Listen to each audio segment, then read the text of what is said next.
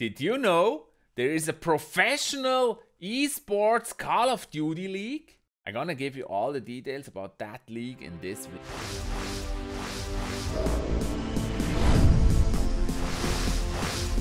Welcome to the Call of Duty League, built to reimagine what you think you know about esports. Who plays Call of Duty? Did you know there is a professional Call of Duty league? Pro, amateur, and fan competition. That starts on January 24, 2020. The first matches will take place that day. It's very exciting. The Call of Duty League is a global, city-based esports league. City-based, what does that mean? That basically means each city has a team. So it's 12 professional teams representing the 11 markets across North America and Europe. They will compete in 5v5 matches of Call of Duty Modern Warfare, and it's played on PlayStation. There will be regular season events, and they're hosted by the teams in their home market. The launch weekend is hosted by the Minnesota Rokkr. At the time of recording of this video here, I do not yet know where we will be able to watch it, but I will try to find out because I really want to see how the professional Call of Duty League is actually played. Now, the launch weekend will feature predetermined matches in which each team competes twice in a head-to-head play. That's what we know. Each home series weekend thereafter will feature 8 teams competing in a tournament-style competition add to their individual Call of Duty season point total. At the end of the regular season, the top 8 ranked teams, including 4 wildcard spots, will advance to the playoffs. Call of Duty League Championship Weekend, where the pro season champions will be crowned, challengers hopefuls will compete for the biggest prize pool of the year, and city circuit finalists will vie for their chance at history. Until the final 2 pro teams go head-to-head in the Call of Duty Championship. What is really interesting for all of you out there that try to become esports pros, Path to Pro Amateur System, Call of Duty Challengers. There's also a Call of Duty Challenger League. And that is for all the amateur players. And it has $1 million prize money for the amateur players. So you can play in online tournaments and qualify. And if you're doing really good and collect a lot of points, you can become a pro player in one of the teams. This is called the Challenger League. There's a so-called League City circuit designed to take the casual competitors to the next level. And that will give the fans an opportunity to compete on behalf of their Call of Duty team cities.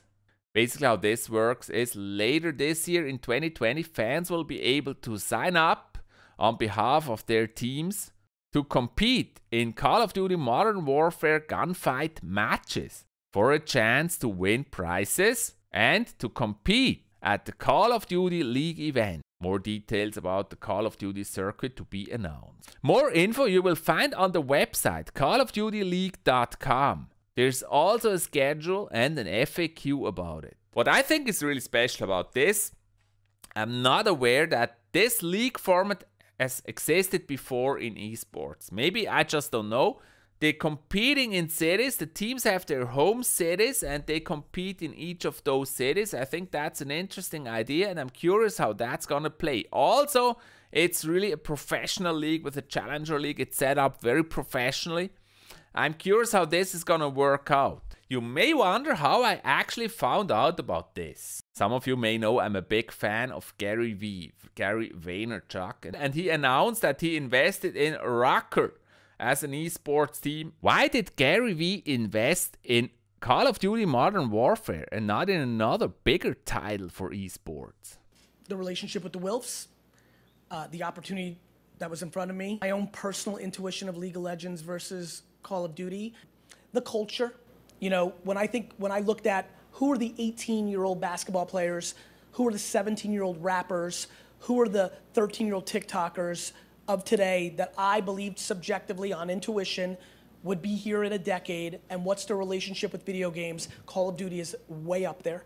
One of the reasons is he thinks it will be more relevant in the future and for a longer time than many other games. And that's of course just a bet. We're gonna see if that turns out true, but on the way, he will definitely learn a lot. and we're gonna watch that very closely. The publisher has disproportionate leverage.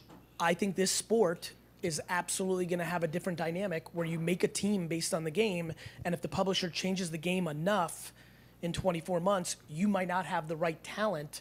That's actually one of the big concerns I also have with esports, because like of the rules of the sport belong to the gaming company that creates the sport. It's not exactly the same thing like, for example, in football, where there are kind of rules that everybody accepts, and maybe different leagues, but still they play by almost the same rules, and you can create another league with similar rules. That's a huge difference. Here it's basically a game, and so kind of the rules are provided by the developer.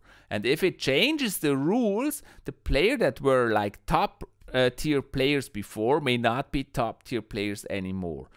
But what I think will happen is that the game companies, if they're behind esports, and I think why wouldn't they?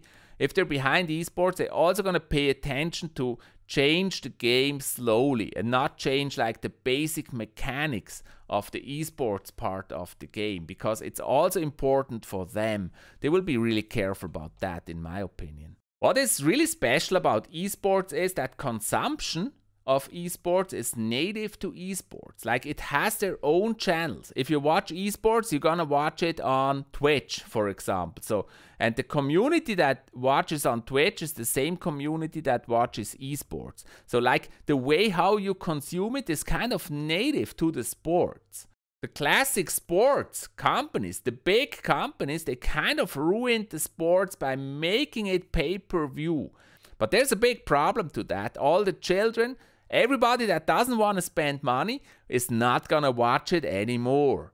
So the sport becomes less attractive. No new young talent is sucked into the sport, and the sport's slowly gonna die. And many of the sports companies, they just want that big cash out from pay-per-view, and they forget about the young people that actually should grow into the sports, that are the future of the sports. If they're not able to consume it, if they're not able to be part of it, they're gonna abandon it. And they're gonna find something else they can enjoy and consume. And that's really the strength of all the esports titles, the gaming titles, because they're easily accessible. They got that. When people started to live stream gaming, gaming companies also thought about that. They argued that they would lose profits, but they got smarter. They actually found out that if their game is advertised by streamers, for example, they actually make more profits, because competition is big. There's many different games. If it's accessible to the audience because of streamers covering it and YouTubers covering it, there is an audience for the game, and the engagement will actually be bigger. I think gaming companies learned that the hard way, but now they're pretty much everywhere on that track. But classic sports companies, they're still in that mode where they make things pay-per-view, and they make it really hard to access for younger people, which is really a problem for their own future. Esports is the future, even though some people still don't believe it. But let's have that discussion in 20 years. There are so many people that consume esports that are native to the consumption platforms of Twitch and Mixer and YouTube, right? Yep. It is easier for 13-year-old Charlie today in school to consume esports than the NHL or the NBA. It's easily accessible. It has those young talents practicing in the school bus. They already practice on mobile games, and they coming home, they watch YouTubers, they watch Twitch streamers, they know everything, and they practice again. They're more attracted to that than they are to historical sports, and it's really a question of accessibility too. The big heroes are now the gamers and not the big sports stars. I became a boxing fan because I saw Michael Tyson fights on ABC, Wild World Sports, and ESPN before he beat 𝗙𝗵𝗶𝗶 to become the youngest heavyweight champ, because he was brutal and wild, and it was something, because I could see it. Money came in, it all went pay-per-view, which meant guys and gals like you and I couldn't watch it on Saturday at morning. No more Ray Boom Boom Mancini and Sugar Ray. I couldn't agree more. I think they really have to wake up here. They have to wake up. If they want to survive, they have to wake up. And also the copyright laws, that's totally a different topic though, but they need to be adapted. Like taking down stuff that actually advertises their contents, that brings more audience to their content because they think they earn less, that's just wrong. In my opinion, it's better to have it out there and have people advertising for it and have people engage with your contents. That's way better to have people engage with your contents because that keeps your content alive. And you really see how people engage with all the content everywhere, and it usually doesn't hurt the originator of the content. It actually draws attention to them. Of course, you have to give credit for content to actually point to the source. It's not okay to just copy a full song and distribute that song. But it's a different story to engage with parts of that song and discuss it or share parts of the song to tell your friends about it. That's a completely different story. That's like free advertising. Now the question is, why does a person like Garyvee invest in esports? And what profits does he want to take from this? Just make payroll. Don't go out of business. That when you bet long and in perpetuity, we live through a time now where everyone's building businesses to sell them. I only build businesses to die with them. When you do that, all you have to do is just stay alive when you're betting on what you know is right. Don't think about short profits. Think about the long run. Build something that you actually enjoy and have fun with. And learn on the way. It's all about a learning. It's all about a living experience. You gotta enjoy it. Don't build it to sell it. You may not get rich by doing that, but you get happy. Do non-gamers also get interested in esports? Everything is based on the ability to consume it, right? So when you think about the NFL not being able to sell out Super Bowl I, football itself not being a great sport on radio versus what it was on television, all of this has ever been is one big game of media consumption to build awareness, to build interest. Will there be multiple esports leagues? Like for example in boxing you have those 4 different leagues or even more.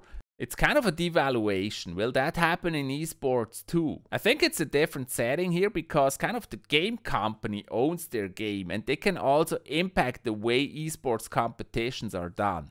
So like if the game company decides that there shall only be one league with their game, they can do that. So it has to be a different game. So they have more power on leagues as well because they own the game. It's a different story. It's a different type of game played here with the game companies. But let's listen to Gary's answer. Will there be a bunch of leagues Yes. competing for players and resources? Baseball, hockey, football. Sure. Will a well-heeled investor come in and start their own Call of Duty Yes. league? I think that's obvious that that's gonna happen because as soon as there's money, people will create different leagues. I must say, I also enjoy these times now where we have all those amateur leagues and those highly motivated, engaged people organizing all those amateur leagues. So now I'm curious, what do you think about a Call of Duty eSports league? Do you actually play Call of Duty Modern Warfare? Do you think this league has a chance? Put your creative and interesting thoughts into the comments. I'm curious to read your ideas. And please subscribe to my YouTube channel for more amazing stories like this one.